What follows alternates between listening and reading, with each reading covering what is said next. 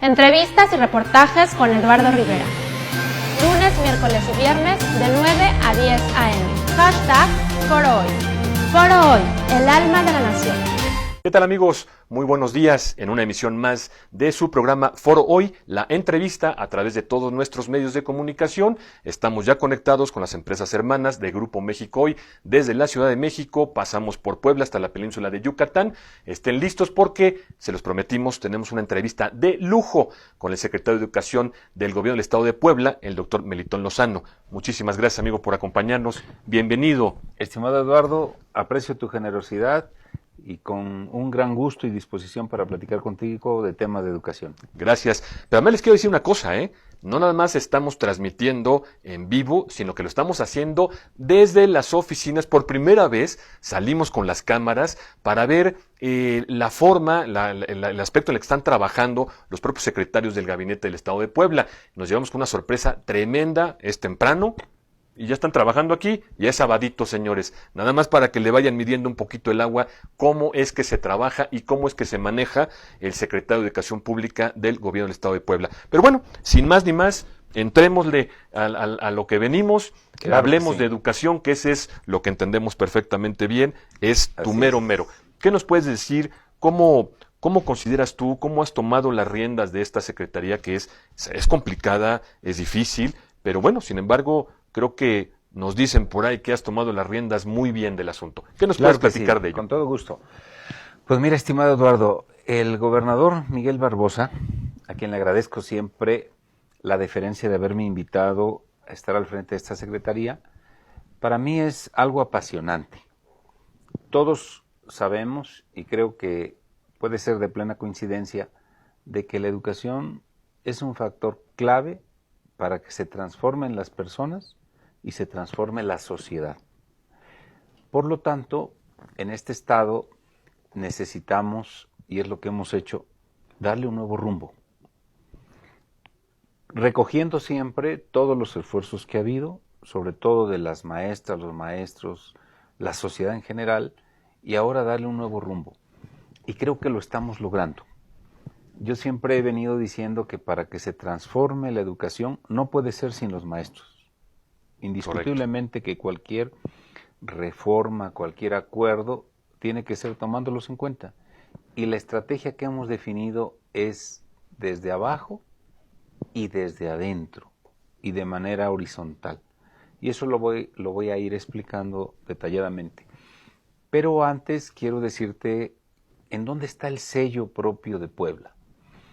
En el país se está llevando a cabo una gran transformación en la educación, que se le conoce como la nueva escuela mexicana. Correcto. Y aquí en Puebla, indudablemente que seguimos las pautas de la nueva escuela mexicana, pero le adicionamos un sello propio. Este sello propio lo explico. El presidente de la República, Andrés Manuel López Obrador, siempre ha reiterado que la educación no es un privilegio, es un derecho. Y además es un derecho clave, porque la persona que tiene acceso al derecho a la educación le posibilita tener el acceso a otros derechos. El derecho civil y político, el derecho a la salud, el derecho al deporte, el derecho al trabajo. Por lo tanto, el derecho a la educación es clave.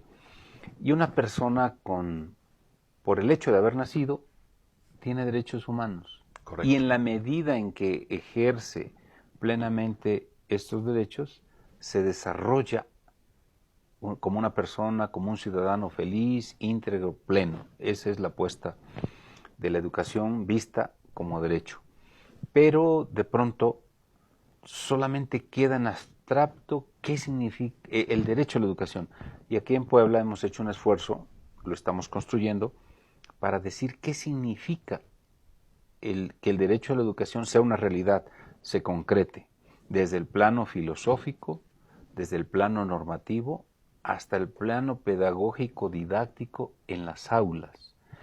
Y en este sentido, hemos dialogado con los maestros de que para que el derecho a la educación sea una realidad, necesita ser asequible, accesible, aceptable y adaptable. Las 4 A's. Las 4A. Por eso es que a eso le llamamos las 4A. Estas 4A, ¿de dónde vienen? Porque la gente necesita saber un fundamento y luego explico en qué consisten. Estas 4A han estado siendo señaladas desde las instancias internacionales, como es la ONU, la UNESCO. Desde 1948 ya la UNESCO en el artículo 26 lo señala. Después en el Comité Internacional de Derechos Económicos, Sociales y Culturales, en su artículo 13, está que el derecho a la educación contempla 4 dimensiones, son estas 4A. Y ahora, en las nuevas leyes que se reformaron en el país, el artículo 3 y la Ley General de Educación, todo el capítulo 2 de la Ley General de Educación habla de la educación como un derecho. Okay. Por lo tanto, estamos en plena sintonía y con un gran fundamento. Y aquí quiero recordar a un investigador muy importante que se llama Pablo Latapí, ya falleció. Correcto. Pero Pablo Latapí fue representante de la UNESCO, de México en la UNESCO. Y desde ese momento, que es el padre de la investigación educativa en México, nos llamó la atención de que el derecho a la educación era un referente fundamental para poder potenciar la educación de manera plena, pero también para evaluar el cumplimiento de un Estado sobre el derecho a la educación, sobre la educación. Entonces este esquema coloca a Puebla en una posibilidad de concretar un proyecto que trascienda en el tiempo, que no se convierta en una moda, que no se convierta en una espontaneidad, sino que sea un esquema basado en el derecho y que por lo tanto se pueda medir qué tanto avanzamos, qué tanto nos estancamos. Yo sé que vamos a avanzar, pero de esa forma ya la educación se convierte en un componente fundamental desde la perspectiva del derecho. Entonces, eso es lo que hemos estado haciendo en Puebla. Y ahora, si tú me permites o si tienes alguna pregunta me dices, pero pasaría yo a explicar qué significan estas 4A. Adelante. Es importantísimo que usted tome nota y además le agradecemos. Estamos llegando a muchísimo poblano para empezar y es padrísimo. Tuvimos muchas preguntas ahí desde tempranito cuando empezamos a anunciar tu visita, que nos hacías favor de la entrevista. Y bueno, yo creo que te haremos todo un resumen de las preguntas, te las mandaremos y después se las contestaremos, porque si no, no nos daría tiempo de responder a toda la gente que nos ha hecho favor de estar interesados en esto. Claro, porque indudablemente para todos los poblanos es importante, interesante, y además esto que estás comentando es maravilloso. Sí. Adelante. Entonces, la primera A, que es la asequibilidad, significa que existan suficientes escuelas en buen estado, maestros suficientes y bien preparados. Correcto. Esa es la primera. En este sentido, el Estado tiene una responsabilidad fundamental, no solo porque sabemos que la educación es un bien público y por lo tanto compete a todos, pero el Estado lleva la rectoría y va dándole rumbo a las cosas. Y sobre eso estamos trabajando. No existe un diagnóstico preciso y lo estamos realizando sobre estos detalles que se convierten en indicadores, pero nos permiten saber en qué situación estamos, qué metas tenemos y hasta dónde llegamos. Correcto. La primera. La segunda, la accesibilidad. La accesibilidad significa que no puede haber barreras para el acceso a la educación. Barreras de tipo discriminatorio, barreras de carácter económico y geográfico.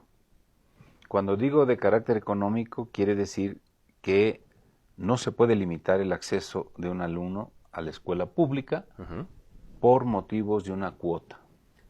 Sabemos que los papás colaboran y eso, indudable que es una gran contribución, pero tiene que ser siempre consensuado, tiene que ser siempre bajo la lógica de la transparencia y de que ellos sean siempre partícipes del manejo de los recursos. Pero no se puede limitar el acceso. Segunda, geográfico, que las escuelas estén cercanas a donde viven los alumnos. Por eso en este proceso de inscripción se está tomando muy en cuenta criterios de tal manera de que los niños queden en un ambiente cercano. Luego pasamos a la aceptabilidad. Esta es una cosa novedosa porque la aceptabilidad está relacionada con la calidad de la educación, pero desde la perspectiva de los alumnos, Ok. la perspectiva de los niños y los jóvenes. Entonces significa preguntarles a los niños y a los jóvenes qué tan a gusto se sienten con la educación que reciben. Y eso es Wow. clave. Eso está Eso es clave. formidable. Porque generalmente los indicadores han sido de carácter cuantitativo. ¿Qué tanto saben de español? ¿Qué tanto saben de matemáticas? Es indudable que eso es parte fundamental de la formación. Pero ahora estamos pasando a variables más cualitativas. Y tiene que ver con la emocionalidad, tiene que ver con la felicidad y que formemos ahora en lo que ha estado descuidado en la educación. ¿Sí? ¿Qué ha estado descuidado en la educación? Voy a dar saltos muy grandes, ¿verdad?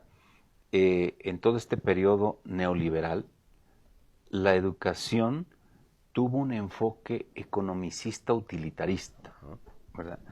Y las instancias internacionales le dijeron a los estados en el mundo, tienen que caminar por aquí, enfatizar las competencias duras, matemáticas, ciencias, español, porque es clave. Y las implicaciones en la educación han sido esas, de que se enfatiza solamente esa parte de la educación. Y diríamos que de manera muy puntual, solo una dimensión del ser humano, que es la parte cognitiva. La nueva escuela mexicana hace un análisis de esto y por eso se llama nueva escuela mexicana, no tanto porque esté hablando de cosas que no existían, no, sino porque coloca la atención en la erosión que ha tenido la esencia de la educación. Y entonces hoy la nueva escuela mexicana dice, se tiene que desarrollar todas las facultades del ser humano, y esto está en el tercero constitucional. También dice que tienen que desarrollarse todas las dimensiones del ser humano. Entonces tenemos la dimensión cognitiva, la dimensión física, la dimensión cívica, moral y estética. Genial. ¿Sí? Y en este sentido, en la parte cívica, pues tenemos que formar buenos ciudadanos. Sí, Buenos correcto. ciudadanos. Totalmente de acuerdo. ¿No? Buenos ciudadanos que sepan matemáticas, sí, pero buenos ciudadanos. Buenos ciudadanos que sepan química, sí, pero buenos ciudadanos. Y por eso en Puebla hemos generado un lema que dice, el fin de la educación es construir ciudadanía para la transformación. En ese sentido recogemos toda la perspectiva de la nueva escuela mexicana, pero además le damos en Puebla un sello propio porque lo aterrizamos hasta el aula, ¿verdad? Desde el plano filosófico hasta el aula. Entonces hoy el reto es cómo formamos un sujeto más integral, ¿verdad? Enfatizando las áreas o las dimensiones que han sido descuidadas, la parte moral, la parte ética, estética, y creo que ese es el reto que tenemos en la educación, ¿no? Que además me parece una cosa sensacional porque Sí. la parte de haber retirado en algunas escuelas o la parte de los programas, la Así parte de es. lo que se conocía, la materia de ética y moral, de hecho era así como y civismo, Sí, ¿no? así Le es. fueron cambiando un poquito el nombre, Sí. pero al final de cuentas son la parte de los valores fundamentales Así que los es. niños y los jóvenes adquieren en la escuela, independientemente de la educación que le den en casa, ¿no? Exacto, Bien. exactamente. Y fíjate que ahorita que señalas eso, de pronto se dice que se ha retirado de la escuela. Yo que he vivido en las aulas, me doy cuenta de que no se ha retirado de los programas. De hecho está. Un servidor ha sido maestro de educación cívica y ética en secundaria. Ok. Y se ve en segundo de secundaria, se ve en tercero, y vienen los programas y están los libros. A nivel bachillerato he sido profesor de formación igual cívica y ética, están los programas. Entonces uno se pregunta, bueno, si ha estado presente en las aulas, ¿por qué no se tienen los resultados esperados? Tiene que ver con la pedagogía utilizada. Ok. No puede ser una pedagogía de transmisión, ¿verdad? Es decir, yo te transmito los valores, porque los valores no se transmiten, se construyen. y fundamentalmente a través de metodologías claras, como es el dilema, por ejemplo, el que los niños, los jóvenes se enfrenten a dilemas y tengan que echar mano de un conjunto de saberes para resolverlos, pero fundamentalmente tienen que enfrentarse a situaciones reales que viven cotidianamente, y de esa forma se va forjando esta dimensión moral y ética. Y por otro lado, pues es el ejemplo, el testimonio. En marzo nos visita el filósofo español Joan Carles Melic y viene a discutir la ética en la educación. Va a estar fenomenal, ¿eh? Te vamos a invitar para Por supuesto que nos que acompañes. Gracias. Y justo él dice que la formación ética es testimonial. Entonces ahí tenemos un reto enorme, pero enorme, porque hay otro autor que señala, fíjate, dice, la educación es transformación en la convivencia. Y si la educación es transformación en la convivencia, por lo tanto, la gran apuesta no está en los niños, sino están los adultos con los cuales conviven los niños y se forman en la convivencia. Fíjate cómo cambia la óptica, ¿no? Porque si el niño observa que el adulto tira la basura, pues el niño también lo toma como un referente. Entonces, esa parte es clave de que entendamos que la formación ética, valoral, debe seguir, en primer lugar, el testimonio. Y el primer reto está en la casa, ¿verdad? Claro. Cómo los papás forman a los hijos, pero no solo a través de lo discursivo, Con el ejemplo. sino con el ejemplo. Y en la escuela, además del ejemplo, tiene que haber metodologías apropiadas para formar el tipo de sujeto que queremos, que es un sujeto integral, y que eso nos los viene señalando la UNESCO desde el informe Faure en 1971, el informe del ORCE en 1996, y hacia una nueva sociedad que sale el documento de la UNESCO en el 2015. Todo apunta hacia allá. Y la nueva escuela mexicana también coloca el énfasis ahí. Y en Puebla lo que hacemos es todavía desagregar y aterrizar el derecho a la educación a partir de estas 4A. Y finalmente hablo de la última A, que se llama adaptabilidad, que significa que la escuela tiene que adaptarse a los intereses y necesidades de los niños y jóvenes, y no al revés. Ajá. Ok, muy bien. Eso es clave, ¿no? Y luego da un poco de risa un ejemplo que pongo, pero imagínate que un hospital tiene camas de 1,50 y llega un paciente que mide 1,80. Entonces, como el paciente tiene que adaptarse al hospital, entonces si hay camas de 1,50, pues le cortamos las piernas, Sí. para que se adapte. Sería parecido en la escuela. Entonces, no, mejor añadimos la cama para que el sujeto pueda satisfacer sus necesidades. Así la escuela tiene que considerar que no está ajena a la vida, sino que está vinculada a la dinámica cotidiana de los seres humanos, y que por lo tanto tiene que retomar y adaptarse. Recuperar los saberes de los niños y jóvenes, porque no son recipientes vacíos, tienen saberes. Recuperar los saberes de la comunidad y en conjunto adaptarse a la cultura. Recoger la cultura, transformar la cultura, creo que eso es muy importante. Y estas 4A entonces nos van dando rutas muy valiosas, porque hay saberes desaprovechados, por ejemplo los del mundo indígena. El mundo indígena tiene una cosmovisión interesantísima que viene a enriquecernos para poder solucionar los grandes problemas como son la contaminación y el calentamiento global, porque ellos tienen una visión integrada de la vida, no lo ven separado. Lo que nosotros sí vemos separado, ellos no, dicen la tierra es nuestra madre, nosotros, la naturaleza no nos pertenece, nosotros pertenecemos a la naturaleza y por lo tanto hay que cuidarla, en lugar de explotarla, ¿verdad? Y de pues dañarla, ¿no? Entonces, estas 4A es el esquema que estamos utilizando en Puebla para impulsar esta nueva ruta, y no lo hacemos de manera convencional. La manera convencional sería impuesta, de arriba hacia abajo. Correcto. No, es de abajo hacia arriba. Entonces las escuelas van a trabajar para ir construyendo a partir de este esquema cuál sería el diagnóstico en sus escuelas y cuál sería el plan de acción para poder mejorar. Y siguiente, desde adentro, ¿verdad? ¿Quiénes son los que conocen la problemática? Pues los maestros.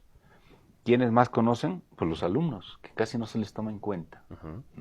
Siempre decimos, el centro son los alumnos, pero cuando instrumentamos algo, no les preguntamos, no los tomamos en cuenta, no los escuchamos.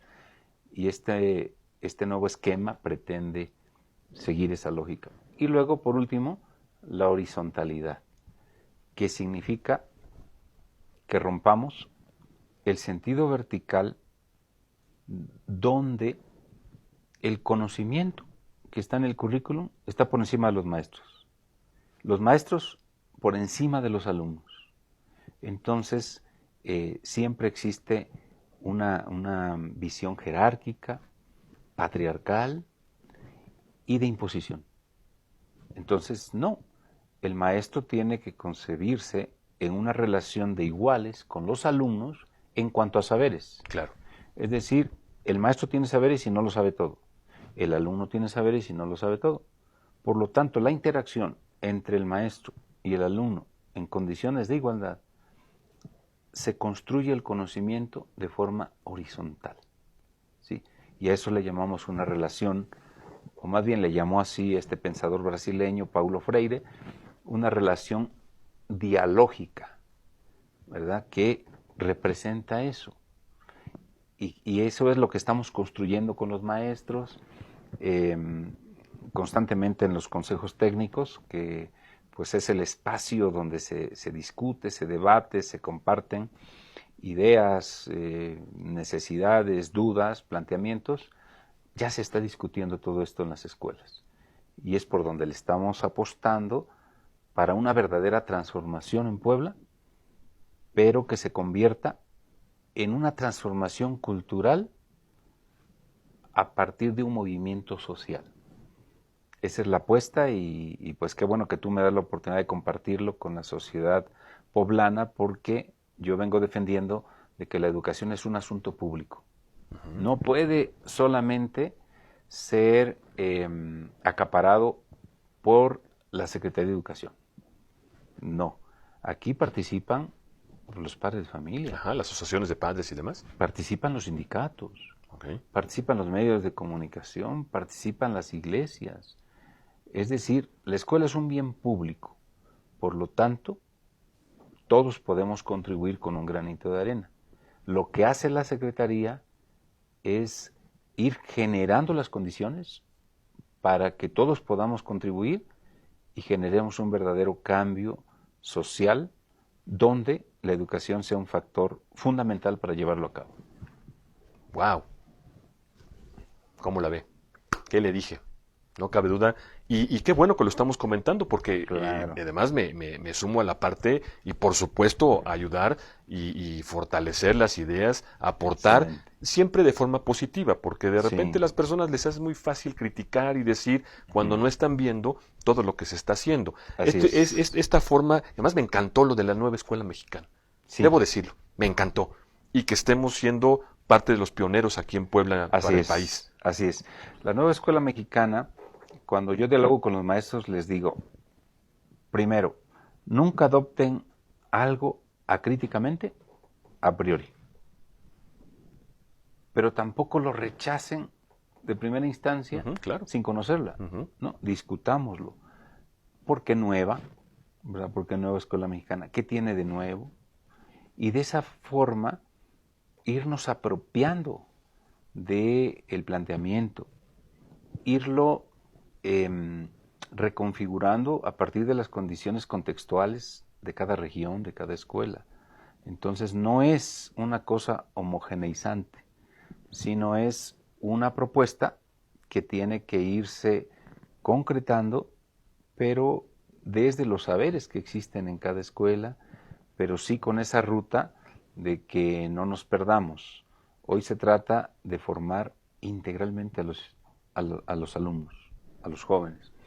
Y esta integralidad pues tiene que ver superando los vacíos que ha generado todas estas décadas, donde nos hemos concentrado solo en lo cognitivo, y que pues en realidad el ser humano es más que cognición, ¿no?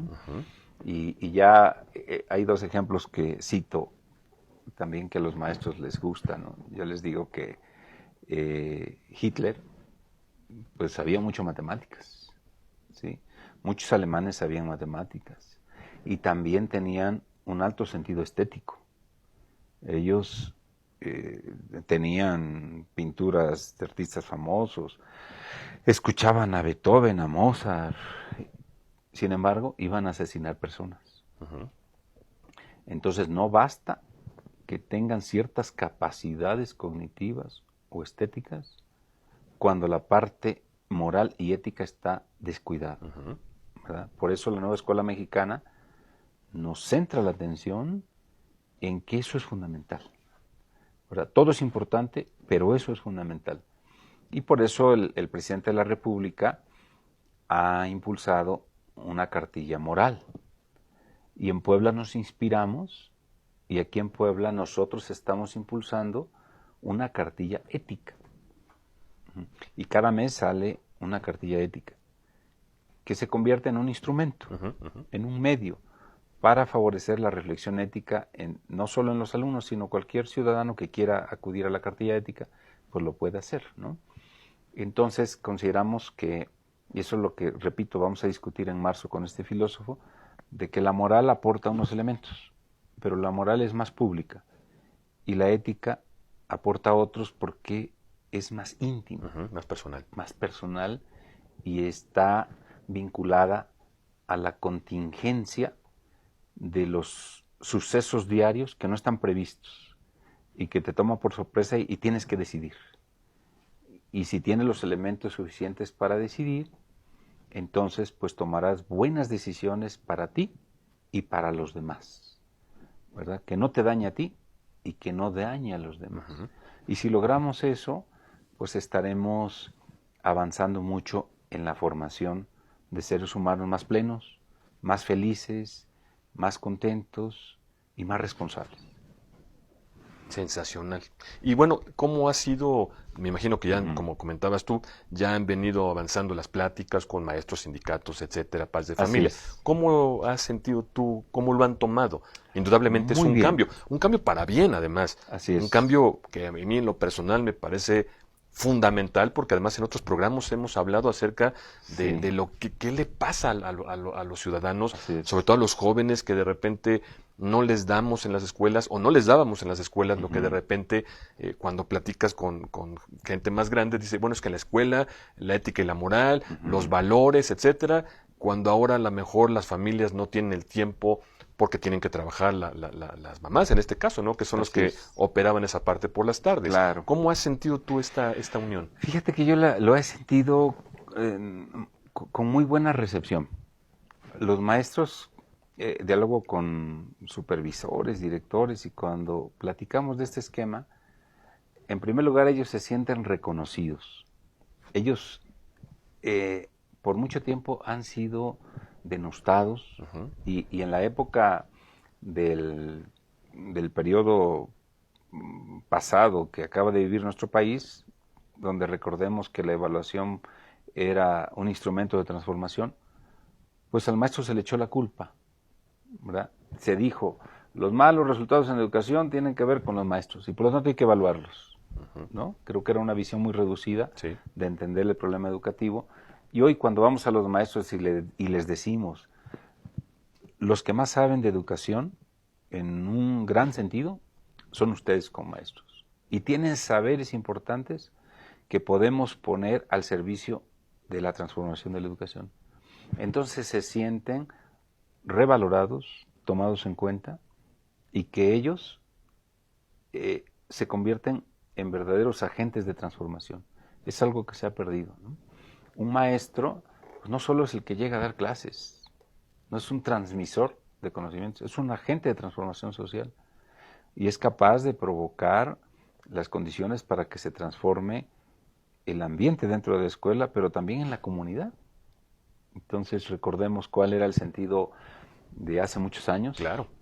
Estamos aquí en la Secretaría y de este lado se encuentra la Sala Vasconcelos. Y Vasconcelos pues es alguien que en una etapa del país hizo toda una gran cruzada por la educación y los maestros eran misioneros de la educación. Entonces esa parte hay que recuperarla, obviamente, en este nuevo contexto, pero creo que los maestros si se les valora y se les pide su colaboración, ellos se sienten muy dispuestos y es lo que he encontrado. Es lo que he encontrado entre supervisores, jefes de sector, directores, maestros de base, e indudablemente que todavía nos falta tomar en cuenta a los padres de familia. Los padres de familia casi siempre pues solamente son solicitados para que lleguen a las reuniones, para que lleguen a cooperar, para que se les entreguen las calificaciones de los niños y jóvenes, pero creo que tienen también un gran potencial desaprovechado. Y esa es otra fase cuando yo menciono que la ecología de saberes significa los alumnos tienen saberes, los maestros tienen saberes y los padres de familia también tienen saberes. ¿Por qué no los interrelacionamos? Por eso se llama ecología de saberes y los aprovechamos para potenciar los aprendizajes de los alumnos, la formación integral. Y esto en un hecho concreto se traduce en algo muy sencillo. Seguramente en la comunidad hay gente que tiene saberes. El señor que conoce la historia del pueblo, el señor que sabe leyendas, una señora que hace platillos típicos. Y esa gente, invitarla a dialogar en los salones de clases. El señor que sabe náhuatl, que sabe popoloca, ir que dialogue. Aquella chica embarazada que superó, le fue mal y que puede llegar a compartir su experiencia en el salón de clases.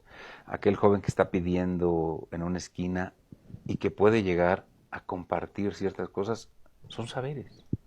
Y eso si los aprovechamos en los procesos de aprendizaje, indudablemente que vamos a lograr fortalecer esta unión que ha estado divorciada. La vida por un lado y la escuela por otro. Y en esta nueva propuesta, por eso estamos impulsando y ha habido varios talleres entre maestros que se le conoce como el aprendizaje situado. Aprendizaje situado que no es otra cosa, algo tan sencillo pero al mismo tiempo tan complejo, de considerar que la primera asignatura es la realidad. La primera asignatura es la vida cotidiana de los alumnos.